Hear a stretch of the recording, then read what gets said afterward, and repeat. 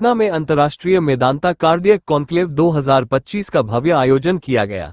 इस ऐतिहासिक कार्यक्रम में भारत, इंग्लैंड, अमेरिका, मॉरिशस और नेपाल के ख्याति प्राप्त हृदय रोग विशेषज्ञों ने वैज्ञानिक सत्रों और मास्टर क्लास के माध्यम से अपनी नवीनतम विशेषज्ञता साझा की। कार्डियोवास्कुलर और cardiothoracic surgeon Padma Shri doctor Naresh Trehan ने कहा कि हृदय रोग आज भारत की सबसे बड़ी स्वास्थ्य चुनौतियों में से एक है। हमारा उद्देश्य है कि बिहार और पूर्वी भारत के मरीजों को वही उपचार उपलब्ध हो जो अमेरिका, यूरोप या दिल्ली, मुंबई जैसे बड़े चिकित्सा केंद्रों में मिलता है। कार्डियक कॉन्क्लेव इसी प्रतिबद्धता का प्रतीक है, ताकि डॉक्टरों को नवीनतम तकनीकों का ज्ञान मिले और मरीजों को सर्वोत्तम परिणाम प्राप्त हो। आज के इस कार्डियक कॉन्क्लेव में मेदांता गुड़गांव के कार्डियोलॉजिस्ट और चेयरमैन डॉक्टर प्रवीण चंद्रा एवं जयप्रभा मेदांता पटना के डायरेक्टर एवं कार्डियोलॉजिस्ट डॉक्टर प्रमोद कुमार ने भी अपनी राय हमसे साझा की। आप भी सुने। नए ट्रीटमेंट के जो ऑप्शन आ रहे हैं उनको कैसे आसान और कैसे इफ़ेक्टिव बनाया जाए, ताकि जो पेशेंट जिनको बहुत दूर दूर तक जाना पड़ता था, यहाँ से दिल्ली, मुंबई, चेन्नई, उन सबको को जाने की शायद 99% ज़रूरत नहीं पड़ेगी, क्योंकि latest technology, latest medicine, latest जो ट्रेंड तरीके हैं उससे हम लोग कोलैबोरेट कर रहे हैं, जिसमें कि मेदांता के जो हम लोग के अपने डॉक्टर्स हैं उनको ट्रेन करते हैं, और जब ज़रूरत पड़ती है तो हमारी टीम वहाँ से भी आती है, ताकि ये इस तरह से हम लोग हैंड होल्डिंग करके आपस में एक ग्रुप बना के, टीम बना करके उस पेशेंट को ठीक कर लें यहीं पे। और इसको ये हम लोग पिछले 2-3 साल से अब करते आ रहे हैं, जिसमें कि बहुत सारे पेशेंट्स को यहीं पे डोर स्टेप पे ट्रीटमेंट हो गया, ताकि कहीं ऐसा ना हो कि यहाँ से चले और वहाँ पहुँच ही ना पाए, क्योंकि हार्ट डिजीज़ का बहुत ही अनस्टेबल यानी कि बहुत आकस्मिक होता है। इसलिए इस प्रकार की सुविधा को हम लोग यहाँ पे और आगे बढ़ाने की कोशिश है। किस उम्र के बाद जो हार्ट अटैक वाला जो समस्या है वो लोगों में पाया जाने लगता है? देखो, पहले हार्ट अटैक ही माना जाता था कि कम से कम 50 साल 60 साल ये ओल्ड एज की प्रॉब्लम थी। अभी ओल्ड एज की प्रॉब्लम नहीं रह गई। अब इसमें यंग पेशेंट्स यानी कि 30 साल 35 साल 40 साल के भी यंगस्टर्स, इवन लेडीज़ को के अंदर भी आ रही है। तो इसलिए हमें इससे ज़्यादा सावधान रहना है, अपनी तरफ से कोशिश करनी है। और हार्ट डिजीज़ एक लाइफस्टाइल डिजीज़ है, यानी कि जीवन शैली से रिलेटेड प्रॉब्लम है, जिसमें कि हमारा स्ट्रेस यानी कि मानसिक तनाव, दूसरा फिज़िकल एक्सरसाइज यानी कि डेली एक्टिविटी करना, और तीसरा जो हम लोग खाते हैं उसके ऊपर कंट्रोल करना।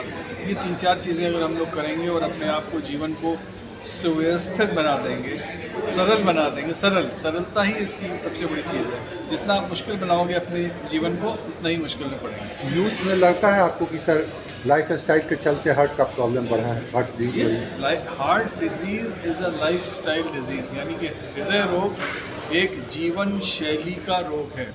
ये आप लोग ये समझिए कि पहले हार्ट डिजीज़ किसको होती थी? जो सेठ लोग होते थे, गरीब आदमी को नहीं होती थी। तो अब लेकिन अब सब लोगों को वही सब चीज़ें मिलने लग गई। पहले सिर्फ सेठ ही लोग खा पाते थे कि भाई तला हुआ खा सकते हैं, पूड़ी खा सकते हैं, मिठाइयाँ खा सकते हैं। लेकिन अब वो, ये अच्छी बात है कि सबके लिए अवेलेबल हो गया है, लेकिन उसकी बुरी बात यह है कि उससे बीमारी भी उनके अंदर चली गई जिनके अंदर नहीं होती थी। इसलिए हमें इन सब चीज़ों को एक, जैसे कहते हैं कि बैलेंस करना है लाइफ में। ज़रूर सबको मिले, लेकिन कम कम खाइए ताकि आप स्वस्थ रहिए। सारे प्रोसीजरल जो नए चीज़ें आई हैं उसमें वो हम बात करेंगे और उसके बारे में जानकारी देंगे।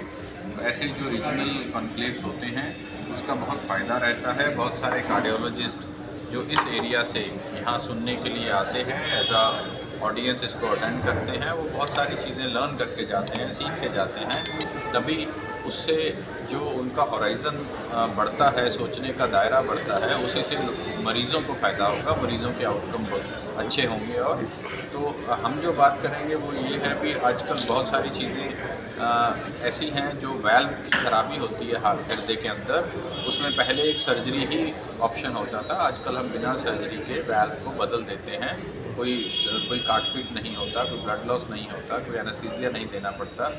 जांघ से जाकर, ग्राइन से जाकर वाल्व बदला जाता है। इसको इस प्रोसीजर को TAVR कहते हैं, ट्रांसकैथेटर एओर्टिक वाल्व रिप्लेसमेंट। और हम लोग वहाँ एक तरह से लीड करते हैं ऐसे प्रोसीजर्स को, उसको डिसैमिनेट करना हमें लगता है हमारी रिस्पॉन्सिबिलिटी है। ये प्रोसीजर कैसे किया जाता है सबको जानकारी दें, सब सीखें इससे।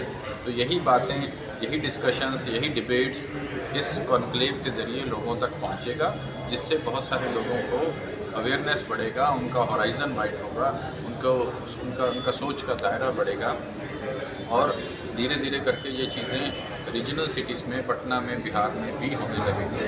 तो पेशेंट्स को बहुत फ़ायदा हो सकता है और ऐसे ही एक प्रक्रिया है ये, जिससे ये नॉलेज और ये एक्सपर्टाइज हम लोग आगे बढ़ाते हैं, सबको सिखाते हैं।